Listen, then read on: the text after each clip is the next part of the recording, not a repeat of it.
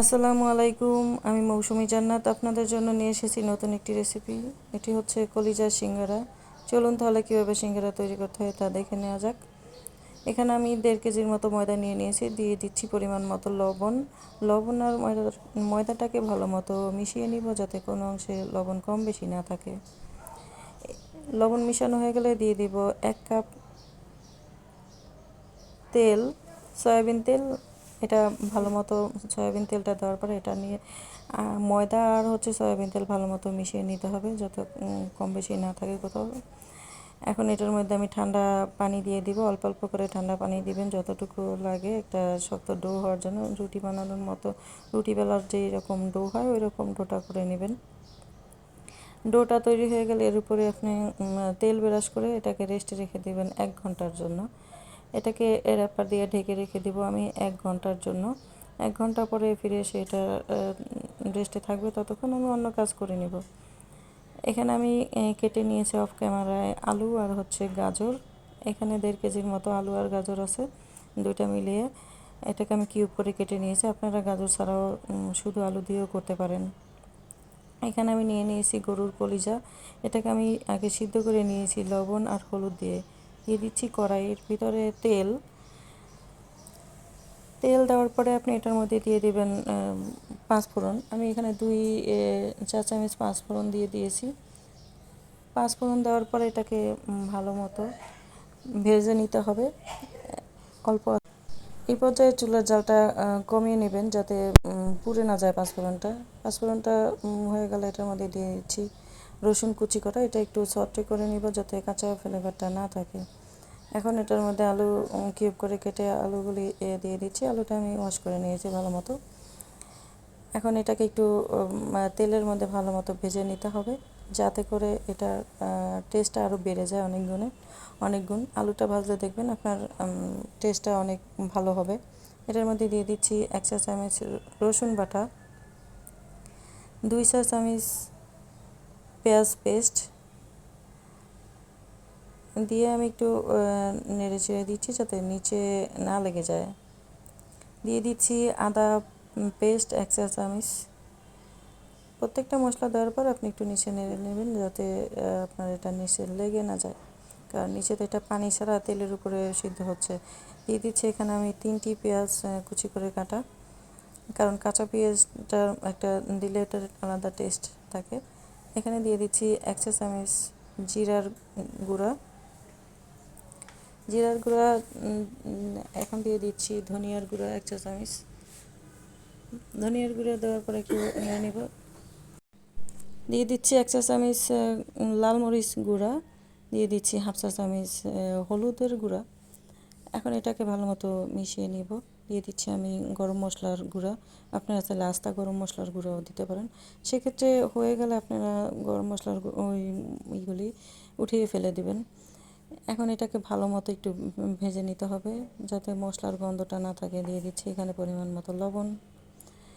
মশলার গন্ধটা যাতে না থাকে, এই জন্য ভালো মতো এটাকে ভেজে নিতে হবে। এরপরে এই পর্যায়ে দিয়ে দেব গরুর যে কলিজাটা আমি সিদ্ধ করে নিয়েছিলাম। কলিজা এই পর্যায়ে দিয়ে দেবেন আপনারা সিদ্ধ করে, যাতে কালচে না হয়ে যায় আলুটা। এই জন্য আপনি কলিজাটা আগে সিদ্ধ করে নেবেন। এখন এটাকে ভালো মতো একটু নেড়ে চেড়ে এটার মধ্যে পানি অ্যাড করে দিতে হবে। আমি এখানে পানি দিয়েছি 1.5 কাপের মতো। এটা আসলে আলুটা সিদ্ধ হতে যতটুকু পানি দরকার হয় অতটুকুই পানি আপনারা ইউজ করতে পারেন।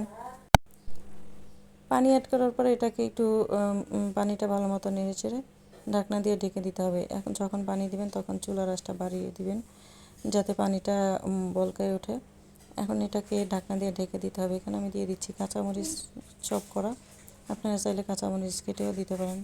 আমি চপ করে দিয়েছি, যাতে কাঁচামরিচটা কামড় না লাগে, এক্সট্রাভাবে কোনো ঝাল কোনো না থাকে। কাঁচামরিচটা দিলে এক্সট্রা একটা ফ্লেভার থাকে।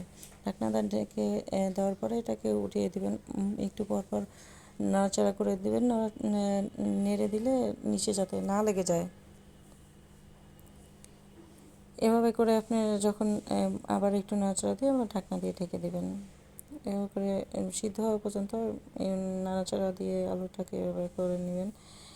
আলুটা যখন এই পর্যায়ে আসবে কিছু আলু এরকম ভাঙ্গা, কিছু আলু আস্তা থাকবে, কারণ পুরোটা আস্তা থাকলে এটা আপনার সিঙ্গারার মধ্যে দিলে পুরটা ভালো হবে না। এরপর আমি এটাকে নামিয়ে নিয়েছি। এখন আমি এখানে ছোট ছোট লেচি কেটে নিয়েছি। লেচিগুলোকে আমি রুটি বানাবো। রুটিটা এমনভাবে বেলবেন, মোটাও হবে না অনেক, আর হচ্ছে অনেক পাতলাও হবে না। এটা আসলে রুটি যেরকম স্বাভাবিক খান ওইটার চেয়ে একটু মোটা হবে, যাতে সিঙ্গারাটা ফেটে না যায়। বেশি পাতলা করলে আবার সিঙ্গারাটা ফেটে যাবে। এই জন্যই, আর এটাকে একটা লম্বা শেপ দিতে হবে। রুটিটাকে লম্বা শেপ দিয়ে মাঝখান থেকে কেটে নিতে হবে। কেটে দুইটা করে সিঙ্গারা বানাতে হবে। এখন এটার উপরে দিয়ে দিতে হবে পানি। দেখুন আমি কীভাবে পানিটা অ্যাড করছি, এভাবে আপনারা পানিটা দিয়ে এটা ভাজ দিবেন। সিঙ্গারাটা কীভাবে ভাজ দিতে হয় দেখে নিন। প্রথমে এটাকে 3টা কোণা করে ভাজ দিয়ে নিতে হবে। হাতের মধ্যে এভাবে রেখে এটার মধ্যে দিয়ে দিতে হবে পুরটা। পুরটাকে ভালো মতো দিতে হবে, যাতে করে পুরটা কোনো জায়গায় ফাঁকা না থাকে। ফাঁকা থাকলে সিঙ্গারার যে শেপটা ওটা ভালো মতো আসবে না। এই জন্য ভালো মতো দিয়ে দিতে হবে। এখন এটাকে কীভাবে ভাঁজ দিতে হয় দেখুন, এই যে ডান হাত আর বাম হাতের থেকে, ডান হাতের এই পাশ থেকে নিয়ে এটাকে একটু ভাঁজ দিয়ে এটাকে এখানে রেখে লাগিয়ে দিতে হবে।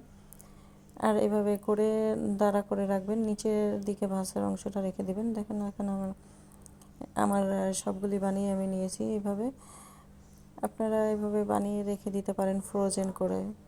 আমি তো এগুলি ফ্রোজেন করে রেখে দিয়েছি। ফ্রোজেন করা অবস্থায় এটা 3 থেকে 4 মাস খুব ভালো থাকবে আপনারা ফ্রোজেন করে রেখে দিলে। এরপর আস্তে আস্তে ভেজে নিতে পারেন। এখন তেলটাকে অল্প গরম করে আমি এটার মধ্যে ভেজে নিচ্ছি। আর যদি আপনার ফ্রোজেন করা সিঙ্গারা থাকে, সেক্ষেত্রে ঠান্ডা তেলের মধ্যে সিঙ্গারাগুলি ভাজতে হবে। সিঙ্গারাটার এক পাশে একটু হলে তারপর এটাকে উল্টে দিতে হবে, কারণ যদি শুরুতেই উল্টে দেন তাহলে ভেঙে যাবে। এটাকে উল্টে পাল্টে সুন্দর একটা এইরকম যখন একটা লালচে ভাব আসবে, এটাকে তখন নামিয়ে নেবেন চুলা থেকে, নামিয়ে পরিবেশন করবেন। দেখুন কত সুন্দর কালার চলে এসেছে। ভিডিওটি ভালো লাগলে শেয়ার করে রেখে দিবেন টাইমলাইনে, এবং পরবর্তীতে দেখে আপনারা এটা করে নিতে পারবেন।